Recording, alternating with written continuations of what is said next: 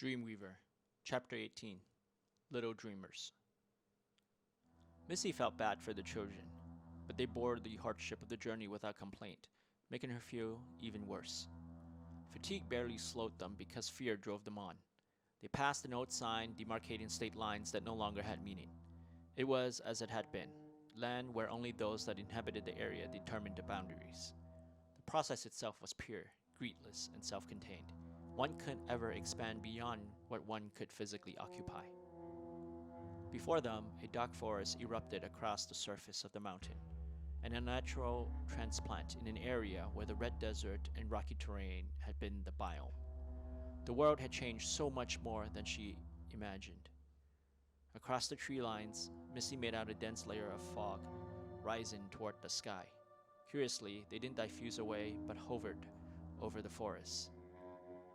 She pointed at it. "Can you guys see what that is?" "Do you wear glasses?" Steve asked. "No." "Are my eyes any different than yours?" he asked again. "Ah, you ungrateful brat." She brushed past him and continued ahead. "I think it's a flock of birds," Lucy said. "Birds?" Missy stopped and peered even harder, as if the extra effort would increase her sight. It didn't, but the fog had moved closer, and she began to make out the details that had eluded her before. Lucy was right about it being something alive, though they weren't birds. Missy had seen enough to want to move away. "We can go this way," Lucy signaled, toward a hiking trail overgrown with coal-colored flowers that had short tendrils sprouting from the petals, much like the tentacles on the radio disc of a sea anemone. "Is it safe?" Missy asked, her face contorted with disgust at the sight of the strange plant. "If she says it is, Steve said, and was already on the path with Lucy in tow.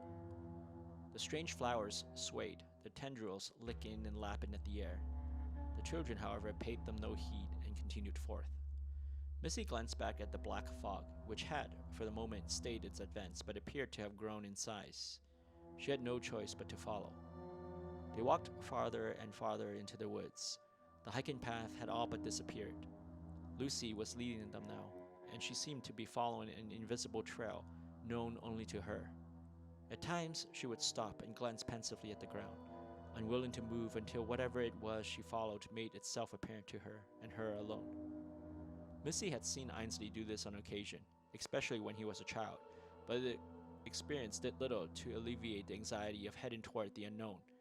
As the land grew dark with the night, the forest slowly began to brighten and fluoresce with a translucent glow. While Missy and Steve, amazed and frightened by the sights surrounding them, moved cautiously slow, Lucy forged on with a keen focus, never looking back to make sure her companions were indeed behind her. She led them to a lake where the water shimmered a pale icy blue. "Hey, what are we doing here?" Missy asked. Lucy looked around, confused. Whatever she was following had eluded her once more. "Look, over there," Steve shouted, fear and excitement intertwined to produce an awkward spasm on his face. In the distance, just around the lake, stood a man, but his features were indistinguishable in the soft light. All they saw was the bright blue that outlined him. "Stay here and watch over Lucy," Missy said. Then, staring at the strange man, she shouted, "We might be lost. Is there any way you can help us?" The glowing man said nothing, even though he was looking her way. Missy slipped a pistol into her hand and cocked it. "Sir?" She continued to probe. The man retreated several paces. Missy took that as a sign of fear and stopped. "We mean you no harm. We just..." He moved back some more. She held out a hand. "Please, don't go." She inched forward. "Get away from it," a voice boomed. She turned to see another glowing man move toward the children. How many of them were there? A loud exhalation drew her attention back to the man she was approaching. Suddenly, he was no longer a man. His body and limbs were torn asunder, floating as distinct units in the dark.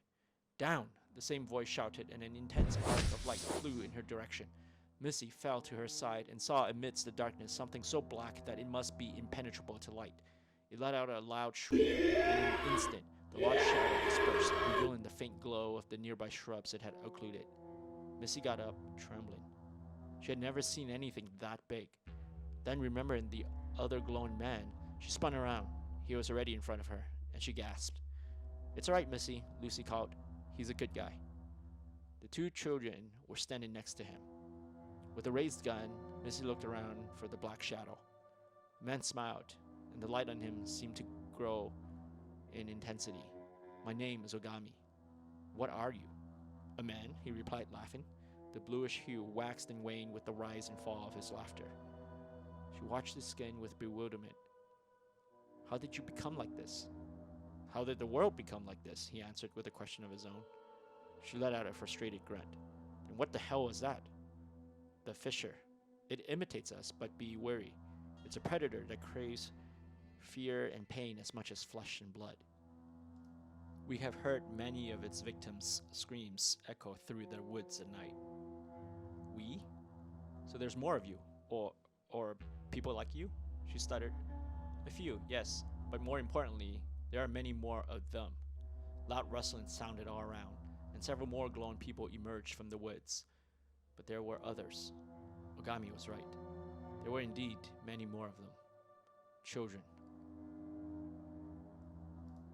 Missy followed Ogami and his companions deeper into the forest. A dense fog had risen, but it took on the same characteristic as the fluorescent vegetations and glowing men, and radiated like a gaseous red nebula, speckled with bright, sparkling stars. One by one, the procession moved into the midst.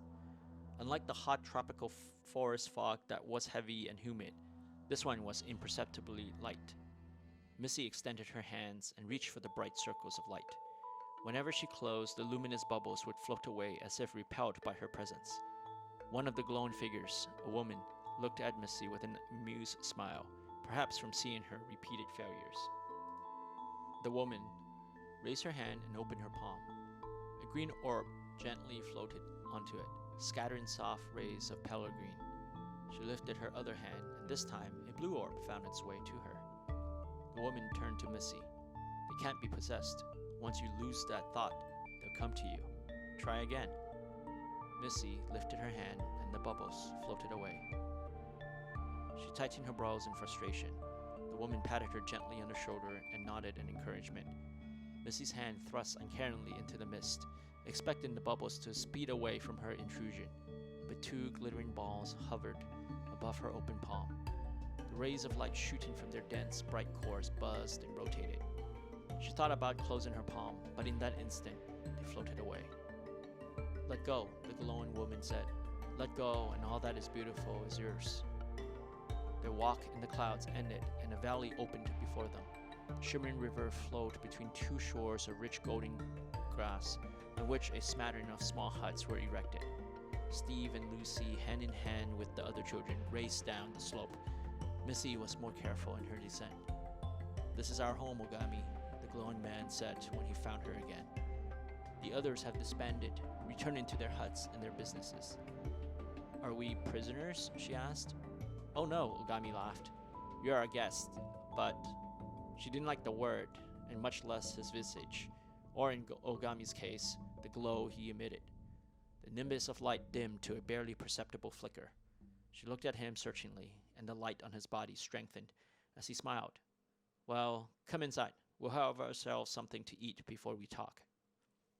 They sat just outside the hut. Ogami said he preferred the open, and Missy agreed. A cool breeze had picked up, brushing against her skin and stripping away her fatigue. Along with the gurgling of the nearby river, the wind had a tranquil, soothing effect that made Missy completely at ease with these strange glowing people whom she met only hours before. The children were playing a rendition of dodgeball. Steve and Lucy stood in the middle of a large circle. 4 other kids formed a square around them and held a red rubber ball that looked brown in the dim light. They aimed at Lucy, and Steve tried his best to shield her from their attacks. Several times he caught the ball and hurled it back. He was quite good and knocked out 2 of the threats before finally succumbing. The ball had bounced off Steve's body and into the hands of the opposing player, who promptly threw at Lucy. Still on the ground from evading a previous attack, Lucy could not recover in time, and Steve was several feet too far. The game ended, but all the children cheered and laughed. I had a boy and a girl too, Ogami said. There was no need for him to finish. They both knew the story. Not one for trite condolences, Missy remained respectfully silent. Ogami smiled appreciatively. but the weight of his memories lowered his head and drew his gaze to the ground. I was a professor. When it happened, I tried to rationalize why we are like this.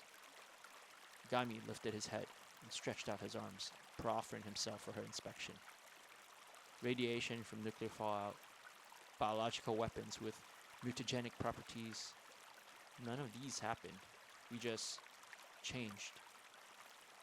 I know others who are also different, Missy said.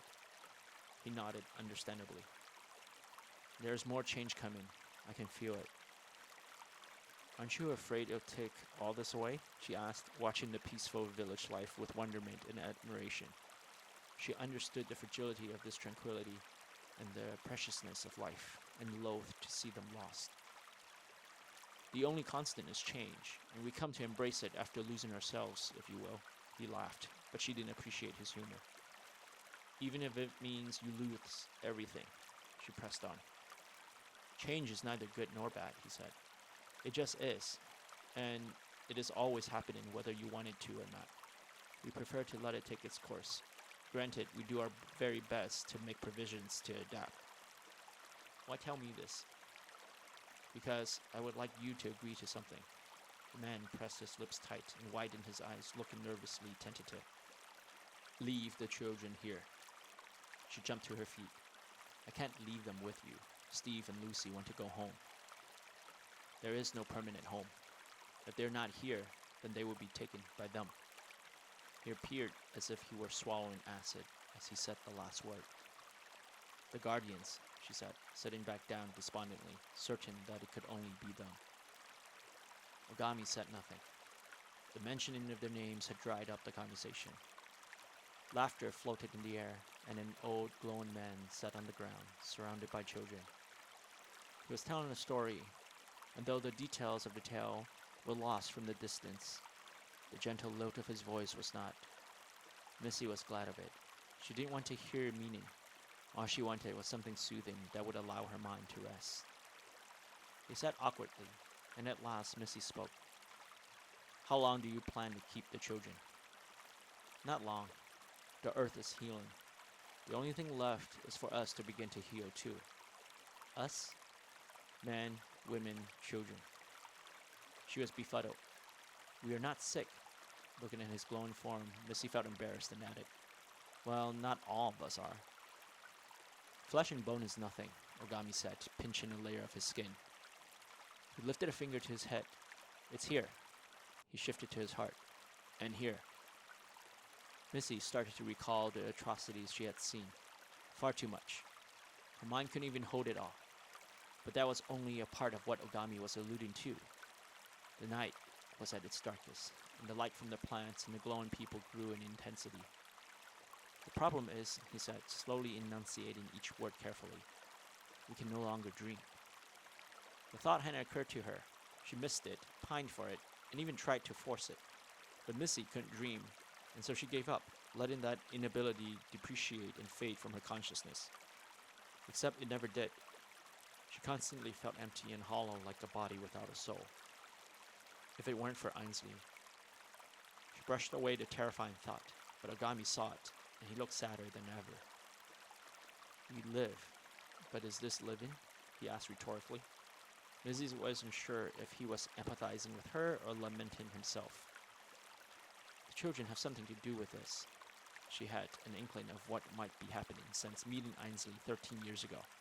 The chance encounter with Lucy only strengthened it, but the inflection in her voice attested to the improbability of the situation. After all, Ainsley was no longer a child. Very much so, Ogami answered. They are keepers of dreams. They don't dream, she said bluntly. Only a select few, but all of them have a greater propensity for it than you or I. They are most integral to the healing. How? Ogami shook his head. I don't know. Thunder cracked on the horizon, and rain began to fall. Neither she nor Ogami moved inside. The raindrops felt warm on her skin and helped counterbalance the chill she felt inside. Then what are you doing here with the children?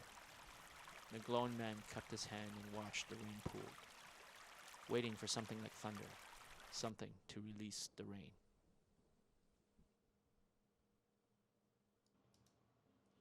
Thanks for staying and listening until the end. Let me know what you think of the story so far in the comment section below. Don't forget to like and subscribe to get alerts on new chapters.